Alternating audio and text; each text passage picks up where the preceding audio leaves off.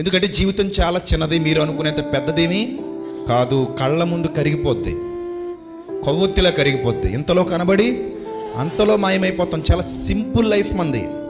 మనం తెగ ఊహించేసుకుంటాం. రేఖ పొడవుగా ఉంది, ఆయుష్ రేఖ. ఎవడో కనబడ్డాడు, చిలకనేసుకొచ్చాడు, 90 అన్నాడు, 100 అన్నాడు అంటాం మనం. అసలు ఆడి బతుకు ఎప్పుడు ఆగిపోతే ఆడికి తెలియదు, ఆడి చిలక ఎప్పుడు ఎగిరిపోతే ఆడికి తెలియదు. జాంకాయ పెట్టకపోతే, జాంకాయ పెట్టలేదు అనుకోండి, పంజరం తలుపులా తీయగానే చీటి తీయదు, కొమ్మెకి కూర్చుంటుంది. అందుకే రెక్కలు కుట్టేస్తుంటారు వాళ్ళు కూడా, ఎగిరిపోతే ఏమని భయం. కాబట్టి వాళ్ళ బతుకు వాళ్ళకే తెలీదు. మన గీతలు చూసి మనకు 90, 100 చెప్పేస్తారు, అది మీరు నమ్ముతారు. అలా ఊహించుకునేరు. జీవితం చాలా చిన్నదండి, మనం అనుకునేంత పెద్దదేమీ కాదు. ఇలా కనబడుతుంది, అలా మాయమైపోతుంది.